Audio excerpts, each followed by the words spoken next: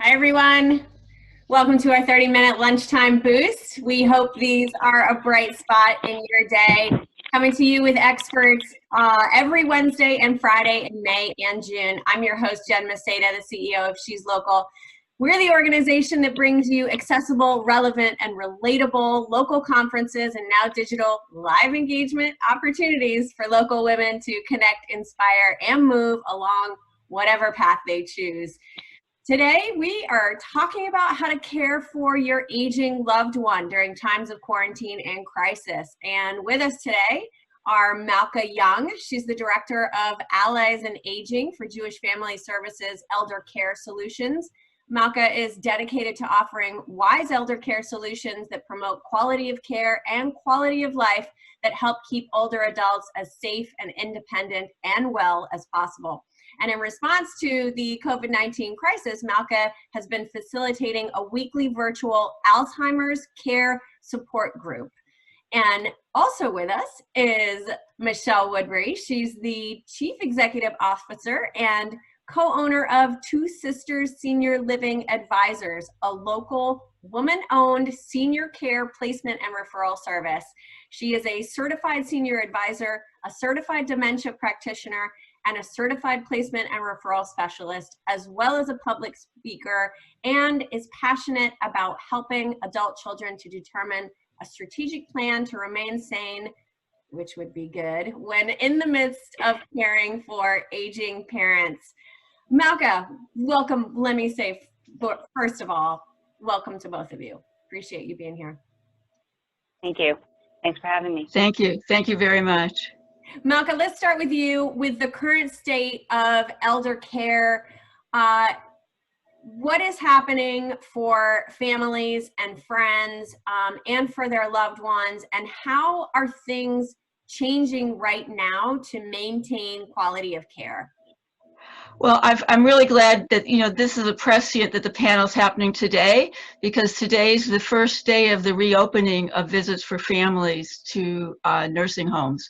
Only it's under, very good. So since March, our older adults have been quarantined in care facilities, both assisted living and nursing homes. This is only applying to nursing homes, and it's under very restricted circumstances. You need to make an appointment with the facility. Some have restricted hours. The visits happen outside. A person has to be accompanied by a staff person. The patient and the staff person are wearing surgical masks. The family member has to be wearing a face covering, and it's limited to 1 or 2 visitors. So you have to check in with your facility, but that's a move forward, and that's a sign of our reopening. Just like the COVID-19 has exposed weaknesses in our society, it's exposed weaknesses in our senior care system at all levels. And so if you're following the statistics, the overwhelming proportion of COVID-19 deaths, it's not just that older adults are at higher risk, but older adults who live in any of these care facilities make up over 60% of the deaths. It doesn't mean that everyone in these facilities are dying. It just means that even in the very, very best facilities with the highest care ratios, it's just an insidious, very contagious disease. So it's been a very challenging time for everyone, whether you are sheltering in place with your loved one with dementia and their adult day health center is closed, or whether your loved one is in a memory care.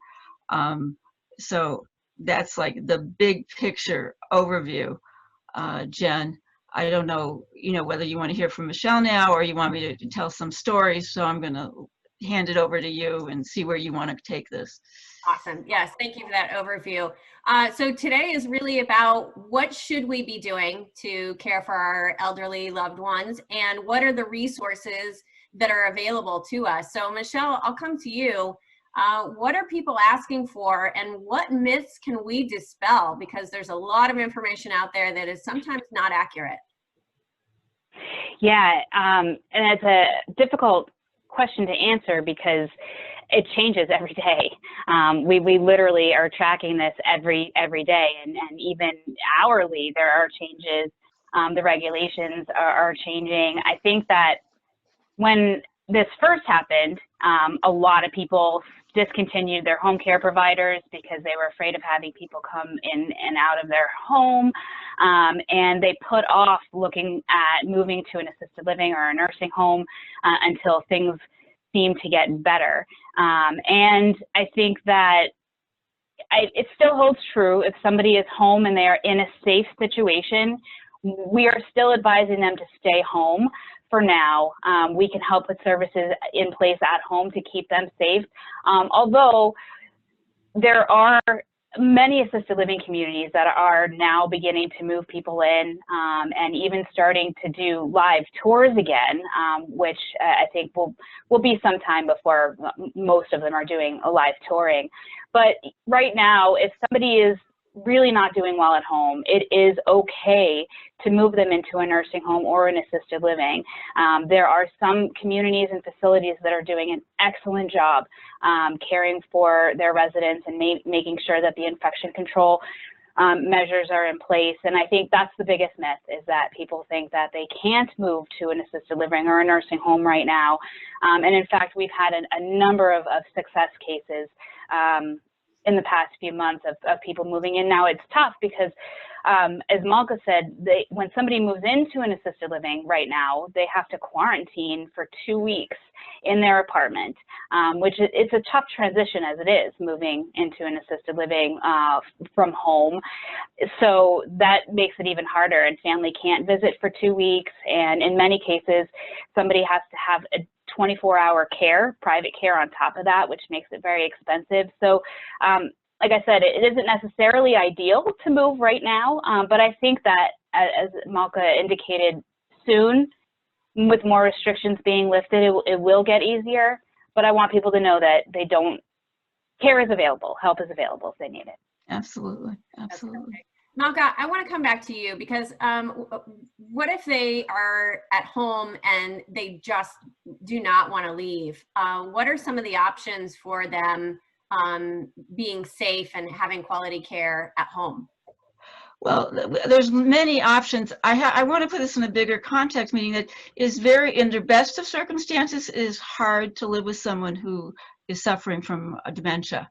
And if you can imagine being at home, not being able to leave, the resistance to wearing masks, even for people who are cognitively intact. So try to imagine having to explain the virus.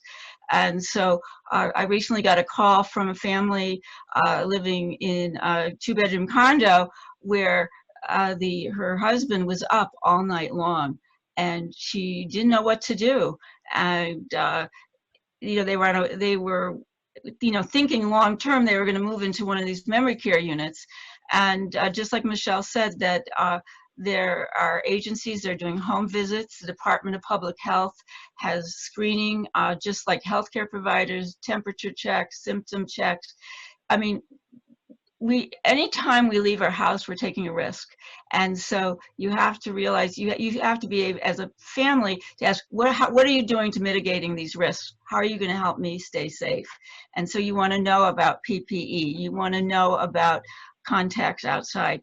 But it's also a risk to be at home alone with an agitated spouse who is unpredictable. So it's a question of harm reduction, and things can be done even on a temporary basis now.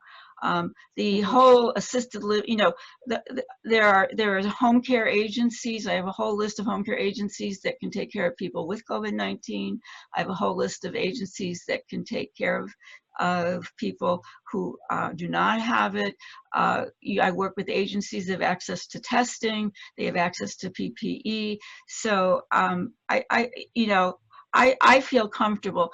And at the same time, every time we walk outside, if we go to the grocery store, every time we break our bubble, I want to say that there's things, even if your loved one's in memory care and you can't visit them, that my families I've advised, they've all installed cameras, and they have like 2-way microphones. In Massachusetts, it's legal to have a camera in an assisted living facility. It's not legal to record the sound. So families can see their loved ones, they can talk with them. Is it wonderful? No, but it gives you some kind of security. The facilities really even with excellent infection control, there's a nursing home that until this week had no positive COVID, and this week they had their first resident convert to positive. So again, we live in the world, and people come and go. So and the reason people move into these facilities is for community. And for the time being, all those group activities have been put on hiatus. So I'm with you, Michelle. You can do it, and there has to be a good reason. And to me, the well-being and the mental health of a caregiver may be a good reason to do that. Yep, absolutely. Let's talk about resources for the caregiver themselves. What would you both recommend? Michelle, we'll come to you, for a caregiver that that is really struggling right now. Well, I recommend they give us a call, first of all, and we can kind of talk through what some of the other resources, but there's a lot of support virtually right now. The APDA, the American Parkinson's Disease Association, the Alzheimer's Association, there's a lot of local organizations, Alzheimer's Family Support Services, that are offering support groups, and even therapy. Their co-payments are waived right now. So I recommend, if somebody isn't in therapy, finding a therapist to talk to, because our mental health is of utmost importance, and we can't care for other people if we aren't caring for ourselves first. It's the oxygen on the plane, you know, you have to. Yeah. I got kicked off. Oh, no, we can hear you. Oh, okay, well, good. Well, I can't see you, but I'll keep talking. Yeah, you have to put your oxygen mask on yourself first, otherwise you won't be capable of putting it on somebody else. So I think that those are really important resources. But also the EOEA, the Executive Office of Elder Affairs, and the Massachusetts Assisted Living Association, the Department of Public Health.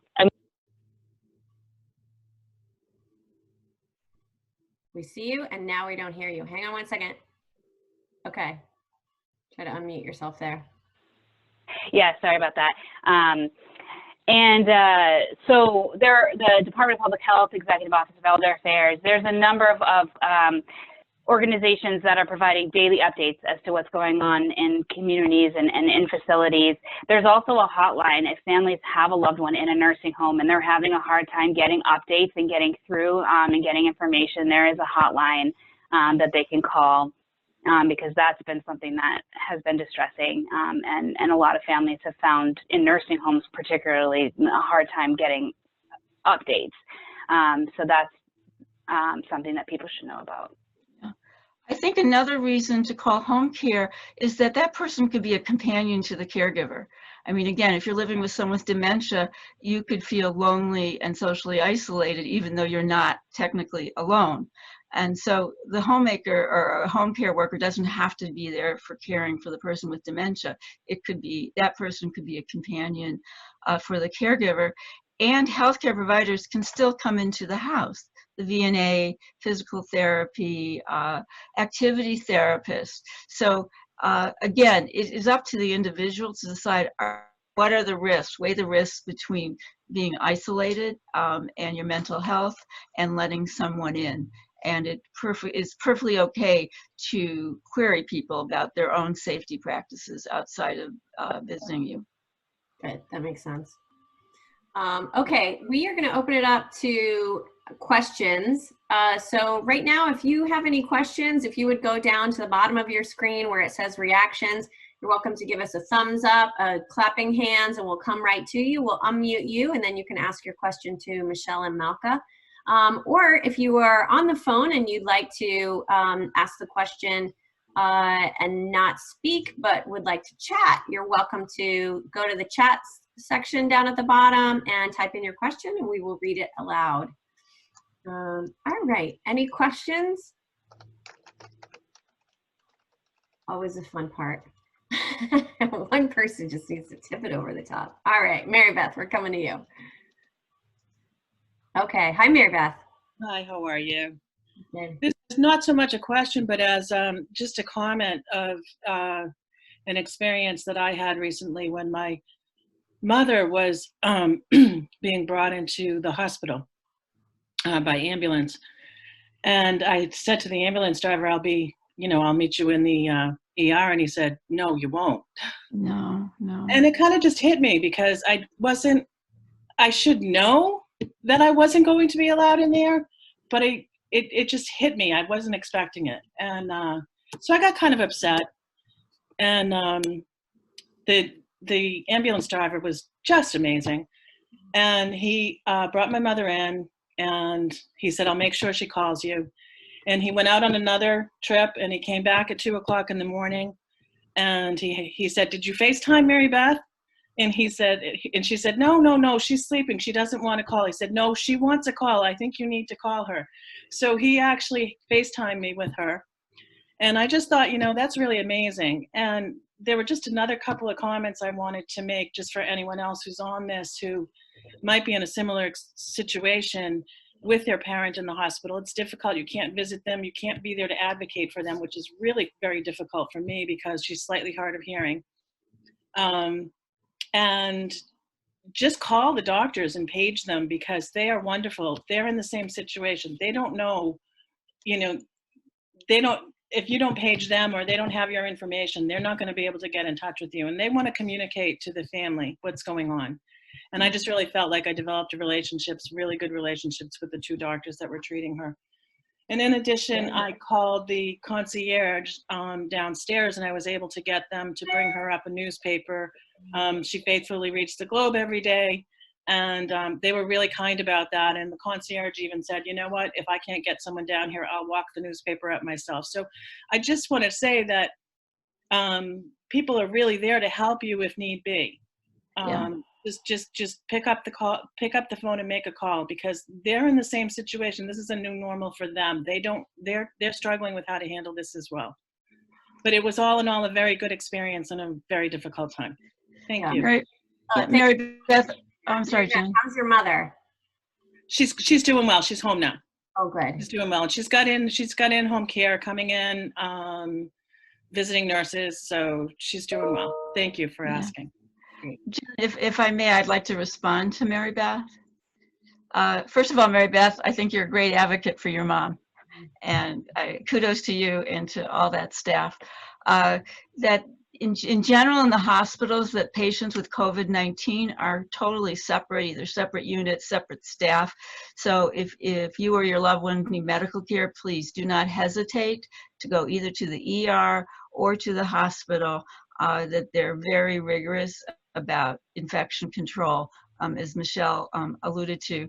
And so, Mary Beth, you are a great advocate for your mom, but just for the rest of the team, like I currently have a 95-year-old client who is living with dementia, whose adult children live out of state. And when she had an emergency and she has a living caregiver, I was able to call ahead to the ER, explain the situation. And even though no one is allowed to go into the ER, like we all know, there's the rules and then there's the rules. So sometimes families, they're because the rule is families cannot, but sometimes a person like Michelle or like myself as a geriatric care manager can, go behind the scenes and, make special rules just for you or just for your family. So just want to let you know that hasn't changed even with COVID-19. Especially if somebody has dementia. Yeah. One of the most concerning things, it's like dropping a child off in the ER by themselves in terms of their capacity to advocate for themselves or know what's going on. So that's been very difficult for a lot of our clients. Well, that's the hardest thing for me because, in the before times, a long time ago in February, I would, I would not allow, any of my clients to go to the ER if they had dementia to be there by themselves even for a minute because they can't ask to go to the bathroom. They can't tell someone they're hungry. They can't give a history. So I would, meet that person in the ER and stay with them until I spoke with the resident or until a home health aide, would come. But that cannot happen now. And so but that person still has this desperate need to an advocate. So whether it's a family member or, your private care manager or another kind of advocate like Michelle, that it's really important, because, unfortunately, as Mary Beth found out, getting upset's not enough, but there are ways to be effectively, advocate for your loved one and get them what they need. It's great to know that you're there to help. We really appreciate that. What about parents that are living at home and don't have dementia and are active and are just chomping at the bit to get back to their social lives and their physical activity and to interact with their neighbors? What are some resources or some food for thought that you can share with them? Well, my parents are there now, and they're in an independent living community, and my mom went out yesterday and got her hair done at the salon, which, I think that, in my opinion, and Malka alluded to this, we're all making calculated risks, taking calculated risks all the time. We always were. And that isn't different now. So everyone has to decide for themselves what level of risk is worth it. My parents were quarantined inside of their apartment for a very long time, not even able to go into the hallway. And I think that the quality of life, my mom's quality of life, has getting her hair and her nails done is one of the things that makes her want to get up in the morning. And so for us to allow her to do that, or I shouldn't say allow, but to accept that she's going to do that and she's going to take that risk, I think that's, for us, more important, that quality of life for her, than being so careful all the time and trying to eliminate all risks. So that's the decision we made as a family. We still haven't seen them, and I don't know when my family will get all together and when we'll see each other in person, but my mom went to the hairdresser. Yeah.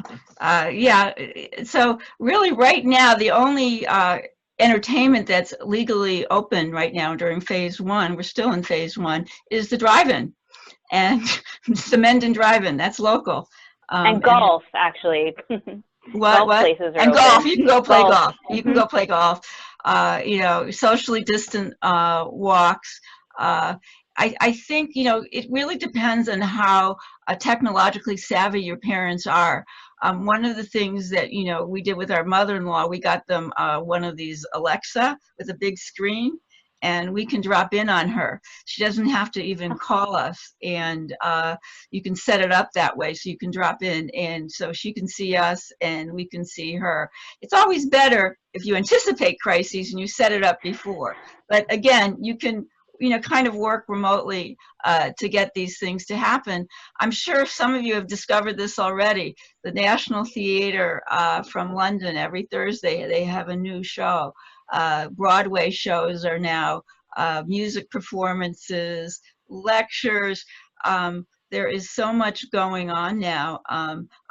Believe it or not, I'm working with an activities therapist out of Washington State who can send an activity bag to your parent in their home, and then you set up a half-hour appointment and they'll either teach them a craft or set them up. So again, depending on your cognitive flexibility of your loved one, there really is a lot you can do. I mean, it's been a challenge for all of us if we have the privilege of working remotely from home, how to work remotely from home, but also how to manage our time. And so, when friends say, oh, what TV shows are you binge watching? I go, oh, if only. Yeah. There's so much out there I wish that I could take advantage of. And I'm happy to talk with anyone, offline, about there's just, and the councils on aging, the senior centers, some of them have really stepped up to the plate in terms of virtual programming. And again, there are, I can hook you up with classes, support groups, by phone or by computer. There is so much out there for people. The local libraries have a lot of programming too, Yes. like you're mentioning, the virtual classes and all of that. So definitely, there's a lot of resources for active people who are looking to get engaged. Yeah, the libraries are great, books, podcasts, everything. So, Oh, Sylvia, you have a question? Or you're clapping? Yeah, okay, come. There you go. Hi, welcome guys. This is awesome. Thank you. So I have a quick question.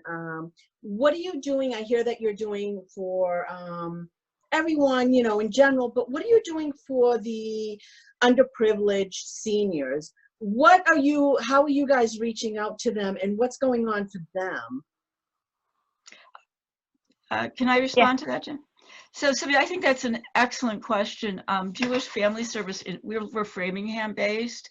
So we've been partnering with the Framingham Housing Authority and the Callahan Center. So we have been, as a community, we have been actively reaching out to older adults. We have been delivering meals. We've had volunteers doing shopping for people. So there's been a community-wide effort to make sure that older adults have the food they need, have the personal care items they need, the prescriptions. Sometimes with older adults, it's difficult for them to accept help. And also it's difficult, people are afraid to open their doors. So we delivered groceries. We found a volunteer. She had a very specific list. She wanted them to be left on her doorstep, and because she was so afraid of the contagion, she left it on her doorstep overnight. So when she went down in the morning, guess what, everyone? The groceries were gone, and she felt terrible because it was her money, it was the volunteers' time, and it was her fear that because she wanted to leave it quote unquote untouched. But it's not just older adults who are needy. Also, across the board, in every town in our region, in Massachusetts, that there are meal programs for families with children under 18. You can get a breakfast and dinner. And again, I'm happy to connect people to that. One of the issues with the payment, the $1,200 payment, that some people who are eligible for Medicaid, because of that payment, it created a problem for them in terms of the amount they're allowed to have in the bank. So, you wouldn't think that money would cause a problem, but for some people who are on public benefits, it can kick them off. So, I think, so you're right that this COVID-19 crisis has really exposed the cracks in our society and all the weaknesses, but it's also, I don't know if you're familiar with Daniel's Table in Framingham, but they are literally serving hundreds and hundreds of meals every day. Awesome, thank you, appreciate it. Thank you for the work you do in the community. Thank you. Also masks, by the way, if anyone needs a mask, everyone got 2 masks. Thank you. That's a great question, Sylvia. Jane, I saw that we're going to take your question as our last question. It's just a quick question. I want to circle back to the libraries. I was under the perception they were closed because my mother's an avid reader, like inhales, and I'm not sure where to get her books anymore. Yeah, so the library, what I was referencing, I signed up for all their, a lot of their email newsletters. And so a lot of their programs are virtual. And like you can borrow books on your Kindle and, like audio. I think that there are some that are mailing, like they're doing book exchanges, but I'm not sure which ones. They're not, Malka? No, not yet. The libraries are going to be opening up. So, for example, I live in Sudbury, so you can return books now, but they will be able to do actually by the end of June. They're making arrangements to do that because nobody understands the contagion. So if you touch a book, but there are apps and electronic. So it's an issue for older adults who are not technologically savvy, Jane, but again, either Michelle or I. In a community? Sorry? Did you say she's at a community? She lives in 1000 Southern Artery. I don't know if you know anything about that. Yeah. That's everyone. Yeah. But their libraries are closed. So someone was like, you can go to the dump and do a swap. I'm like, I'm not at this time. No. That's what I'm trying to think of other places Yeah. to find books for her. So, Well, I'm sure, Jane, if you need to call either Michelle or I offline after this, that we'll be happy to help you. okay, thank you. Good question. Thank you, Jane. All right. Thanks, everybody, for coming today. Thank you, Michelle and Malka, for sharing your insight, your resources, and for being an additional resource for people to be able to reach out to. We really appreciate that. Thank you so much, Thanks for Jen. having Thank me. you. I appreciated this opportunity. Thank you. Absolutely. All right, everybody. Thanks for joining us. Be sure to check out how technology and learning has changed on Friday. And we have a whole host of June booths every Wednesday and Friday. So we hope to see you again. Thanks for joining us. Bye, everyone. Thanks, Jen. Bye-bye. Bye, Michelle. Thank you. Bye.